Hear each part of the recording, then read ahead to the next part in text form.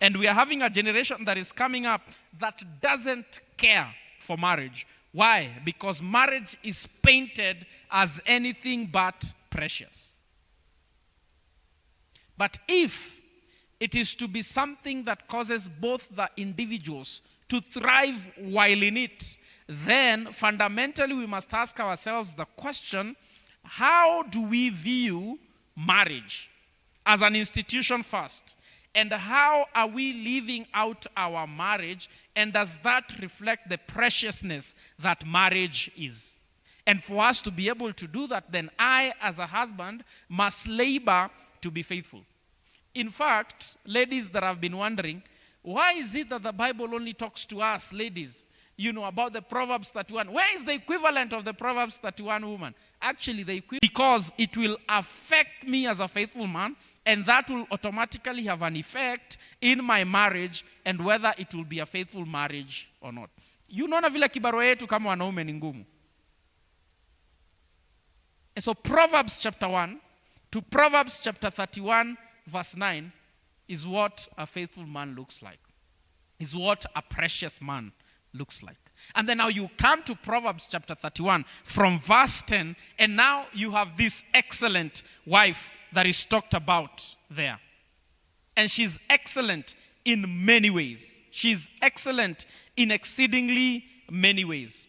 And fundamentally, especially when the question of the changing world comes, is because people have claimed it was easy for marriages in our parents' time because the husbands would work and the wives will take care of the home. But in the very scriptures, we meet a scenario where we have a wife that both works and takes care of the home, that seems to thrive both in the workplace and seems to thrive in the home. That is why she is referred to as an excellent wife. For this particular wife, there is no distinction between home and work. She does not have to have the false dichotomy where one suffers. So that if I am to be a faithful wife, then I am not a faithful employee. Or if I have to be a faithful employee, then my husband and children are complaining. That is not the reality that we meet of this excellent or noble wife in the book of Proverbs 31. She, for example, verse 13, seeks wool and flax and works with willing hands. She's in the home. Therefore, my role becomes one to facilitate her so that she is able to thrive both in the workplace and in the home if she chooses to do both. Because she might choose to stay at home. And I should be able to still encourage, tunalalisha mshahara nyumbani kubwa lakini it is all right. And she actually did that, by the way, when we got our daughter. She chose to stay at home. The bigger salary, ilikaa nyumbani.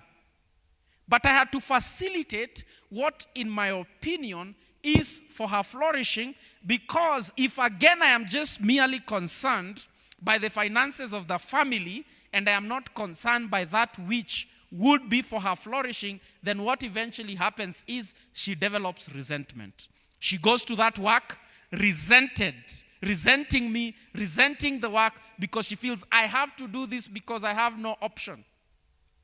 But I had to swallow the humble pie and say, my income might not be much, but it is what we have. We will survive. It may mean an altering of the lifestyle, but we will. When she wanted to go back to work, praise the Lord, now the family income increased. What I am saying is, we must labor for our marriages to be precious, and that involves a faithful man and an excellent wife. A faithful man according to Proverbs chapter 1. Chapter 1 all the way to chapter 31 verse 9. And an excellent wife according to Proverbs chapter 31 from verse 10 and following. This is extremely, extremely crucial. When we pursue our marriages in this sense, what then we are doing is there's nobody that is thinking about themselves. And so whatever decisions we make, and maybe I'm getting ahead of myself, I may bring that point towards the end, is if I am to make whatever life decision, then I ask myself two fundamental questions before I ask myself whether it is good for me. So I ask myself, number one, does it bring glory to God? Number two, is it for the good of our marriage? And then number three is where I would consider whether it is for my good. But usually, if it is for the good of the marriage, it will be for my good. And maybe one of the things that we need to continue being alive to is the fact that when the marriage flourishes, the individual in that marriage also flourish. My wife and I, for example, do not hold her money, my money. So that is why I guess at Kumbukagi that she has a doctor's salary and an income. And we have chosen to pursue our marriage like that, and that has reduced conflicts. In fact, I don't think we've had conflict over money per se. It is all family income that then we can discuss. This is what we have. These are the needs we have. And so what does this mean? And then when we have money, when it is there, keyword when it is there, then we can allocate each person an allowance to just blow as they wish. So that pia unakula sweat ya dini yako kidogo unafurahia. But family income, family expenses. And everyone that way is still taken care of. But this is what I think would make for a precious marriage, because this is a rare thing to find. It is rare to find nowadays a space where couples are actually thinking about the marriage and are not thinking of themselves. It is rare to be in a space where one couple chooses to support the other because they know the thriving of the other is the thriving of the marriage. And that sometimes has to do with how we have set up our marriages. And so maybe the question would be for us to ask ourselves, how have we set up our marriages? Have we set up our marriages in such a way that the thriving of one is actually the thriving of both? If my wife's income increases, our family has benefited. If my wife fathers her us as a family, and therefore we can rally behind her and say, yes, go do it. We can put finances there and time there, and we can make certain sacrifices because we know at the end it will not be her gain, it will not be her profit, it will be the profit of it. But in the same measure, the individual has gotten a promotion and the benefits that come with that. In the same measure, has the family experienced and enjoyed that. I think we need to rethink how we have structured our marriages. But fundamentally, it begins with the husband seeking to be a faithful man in purity, in speech, in diligence, in sobriety, in all that the Proverbs advises. And the wife seeking to be a noble, excellent wife. That if you have a dual role, you are, a career woman and you still have a home to maintain, you are thriving in both. When those two come together, that is a precious marriage. But secondly, we must labor to build peaceful marriages. We must labor to build peaceful marriages. There is no thriving without peace. And I hope we don't use that meme. I don't want peace. I want problems. That doesn't work in marriage. Marriage will give you problems. If you don't want peace, marriage guaranteed, it will give you problems. But listen to what verse 11 and 12 says. The heart of her husband trusts in her, and he will have no lack of gain. She does him good and not harm all the days of her life. In other words, a home environment has been created where the husband after work longs to go home. This is not the reality of many men. I'm not saying here at AGC, but usually in society. The reality of many men is they don't long to go home. They look for, in fact, they ask for work from their supervisors. Boss, kwani hakuna kazi ingine? So that at least they can say, There's still some work I'm trying to finish. They want to come home when everyone is just about to sleep because the home environment has not been a very peaceful environment. If we are to thrive together, it is paramount that we create an environment that is peaceful. That at the end of a hard day, both to being competent, ameniita hizi majina zote, but at least when I go home, I have someone that treasures me. I have someone that prizes me. I have someone that at least gives me peace of heart and peace of mind. Now, granted here, it speaks of the wife towards the husband, such that the heart of her husband trusts in her, and he has no lack of gain. She does him good and not harm all the days of her life. But in return, notice what the husband does. If you drop down to verse 28 and verse 29. Her children rise up and call her blessed. Her husband also, and he praises her. Many women have done excellently, but you surpass them all. The lady creates an environment that produces good for the husband. Creates an environment where all the husband gains and gets from that environment is good and not harm. And by the way, the reason why that will be included there is because there is already an assumption that wives can create harm for their husband. Sometimes it comes with the kind of words that are spoken. I used to joke with my friends that one of the worst things that you can be told as a man, you know how you can be told a statement by your wife, na uishe kama mwanaume kabisa. Now imagine, husbands who are here, imagine if your wife one day told you, sasa wewe, kanisa ikaita mkutano ya wanaume, pia wewe unaweza enda. Now imagine if you are told a statement like that. Si umemalizwa kisiasa kabisa. So it means statements like those and others, the husband never receives statements like those. She does him good and not harm all the days of his life. But in return, notice what the husband does. The husband, together with the children, but now we are focusing on the husband, praises her, compliments her.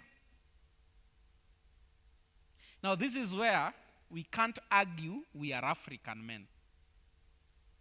This is where we can't argue, hii ni mambo ya wazungu. This is where now, because you see me, I'm just reading scripture.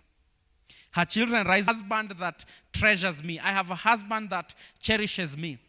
In fact, it is interesting because studies have it. Men have always been known to be the ones who cheat. But nowadays, ladies are catching up real quick. And do you know the most interesting thing? It is said it is easier to actually seduce a married lady nowadays. And some young men know that. And do you know how they get our wives, men? By complimenting them. Oh, you look so nice. Did you make your hair? Imagine. And because this is a wife that has been starved for 10 years without a compliment in her home, that simple statement, her heart is gone, and so my wife will be the happiest woman in the world. You know, the way I shower my daughters with compliment, you know, just the way I am with my daughters, the way they move my heart, the way, you know, the way I act, behave, talk to them. If I did half, I'm not even saying I do just that. If I did half, and this is something the Lord continues to rebuke me, even right now, He's rebuking me as I am speaking. If I did half of that, my wife will be the happiest woman in the world. And this is my encouragement to us who are men. That I am constantly asking myself as a husband, in my relationship with my wife, am I painting an accurate picture of Christ and how Christ relates with his bride, the church? In how I am loving my wife, am I loving my wife the same way Christ loves the church? In how I am patient with my wife, am I patient in the same way that Christ is patient with his bride, the church? In the manner that I am speaking to her, am I speaking to her with the same kindness that Christ speaks to his bride, the church. As a husband, I must ask myself those fundamental questions, because in my relationship with my wife, I am representing Christ in that relationship. And I am pointing to Christ. The question is, am I pointing to the true Christ, or am I pointing to a false Christ? If my marriage was all people had to know who Jesus is, will they arrive at the conclusion of God still expects us to have the same standard that he requires of us? If I'm a disempowered man, then I should ask. I did a public lecture in our church. Was it last year? I think it was last year. And the title of the lecture was The Effect of Modern Feminism on Modern Marriages. And for people that saw that title, they thought the lecture was an attack on women. And part of the thing that I wanted to show was actually modern feminism has affected men more than actually it has affected women. So that now what has happened is men have learned, for example, to treat ladies as though they are men. Chivalry, which was a celebrated thing, where men would treat ladies with care and, treat them as something precious that has been lost. So that now the man is treating the lady as though he's one of the boys. Where men, as younger men, desiring to court a lady, they would woo the lady, they would take time, energy, they would be creative, they would pursue. All those things have been lost. Such that now, when a young man comes to a lady and says, will you be my girlfriend? She says, oh, no. Thinking the guy will come again and pursue, the guy moves on. And the lady's left there wondering, kwani what happened? And what we have not interrogated is, because remember, marriage did not begin with us, marriage began with God. And then he established principles that we can live by and live with in order that our marriages may thrive. But if we look at Christ as men and see how he related with his bride, the church, and how he continues to relate with his bride, the church. Paul, writing to the Ephesians, will say in Ephesians chapter 5, beginning verse 22, going down, after talking to wives about submission, he will tell the men, love your wives as Christ loved the church and gave himself up for her. That is the kind of love that we ought. Self-sacrificing kind of love. Where my interests, my comfort, it doesn't matter. I lay it all down. It means I lay down everything about me. I lay down, I put to death self-interest and self-pursuits if I am to love my wife as Christ loved the church. But then wives, you see how that standard is high? We must admit as men, we can't love unless God by his Spirit empowers us. We can't love our wives as Christ loved the church. But wives, what have you been called to do? Submit to your own husbands in everything. Have you ever seen that part? In everything. It doesn't just say submit. It says submit in everything. Now let me ask you. Umeenda shule. Umesoma uko hadi na degree, umeongezea hata zaidi ya degree. You're working, you have your own money. How can you submit to a man? Same level of education like you or less. Same level of income like you or less. How can you submit to a man in everything? Unless God by his Spirit empowers you. But do you see the beautiful picture it would be if the husband loves his wife as Christ loved the church and gave himself up for her, and the wife chooses to submit to her husband in everything, two both equally difficult tasks. But under the hands of men, I am looking at my husband as though he is those men. We must be extremely careful not to bring gender wars that are happening in society into our marriages. And we must constantly labor to ask ourselves the question, what does it mean for our marriage to point to the relationship that Christ has with his bride, the church? When we do that, it therefore means everyone has laid their interest down. The marriage flourishes. And guess what? When the marriage flourishes, the individuals flourish. The good of the community becomes the good of the individual. Don't commit 100%. Lest kitu isambaratike, right? And therefore you put certain measures. Yes, I am in, but I am not in completely. Because wisdom is, if these things falls apart, and we have seen others. And so we live now by fear rather than by faith. But God calls us to trust that the one who has called us to these things is able to accomplish his will in, I wouldn't say it's changing times, because times, the more things change, the more things remain the same. There is nothing new under the sun. If we are to thrive together, one, we must ensure that we are crafting our marriages to be precious. Where as husbands, we are laboring to be faithful. And you can do agreement. But now in a time where the man and you, all of you are starting from zero. There isn't much by way of fear, human fear. And as a result, what has happened, a lot of men have suffered in the hands of their wives because they've been demeaned, they've been undermined, words have been spoken, things have been said. It should not be so. She does him good and not harm all the days of his life and of her life.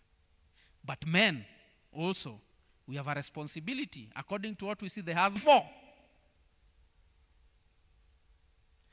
But if I am thinking as a man, I don't care much for compliments. At least a majority of men. I don't care much for compliment. I don't care much for, whether you praise me or not. It does not matter. I have done what I needed to do. I move on. And now I begin treating my wife as though she is me. As though she is, and yet, again, what we have seen from this Proverbs 31 man, what does he do? He praises her. Many women have done excellent, but you surpass them all. You surpass them all. Men, will we try to be complimenting our wives? You'd rather even put it as a reminder in your alarm, by the way. The Lord must help us at all means to be better husbands and to be better wives. And the question I ask there is, have we structured our marriages in a way that they can thrive? Such that the thriving of one translates in equal measure to the thriving of the marriage. If I am to get a raise, in the same measure, that translates into benefit. That translates into benefit for the family. If I am to get a position, that translates to the family. If I am to relocate, for example, for work purposes, does that serve the good of the family? Those are some of the things that we need to ask ourselves, so that we are constantly structuring our marriages in a way that an individual cannot be thriving in a marriage while another one is suffering in the same marriage. That somebody can be in debt while in marriage. But the other one is thriving very well. The other one has excesses. Lakini mwingine ako na madeni. Hata fuliza hajalipa. And I'm not just saying statements. These are realities I have seen. Where you find maybe the husband is in debt. I know of a present case where because of how they have worked, so the husband takes care of certain responsibilities in the house. The wife takes care of certain responsibilities. It is really straining for the husband. But the wife is saying, we beba mzigo yako. The wife has worked out very well. The husband, because he's in business has not been doing very well. But he still has to beba mzigo yake. Figure where the school fees will come from. Figure I don't know what. The man is drowning in debt. While the wife can afford a trip with the girls to Diani.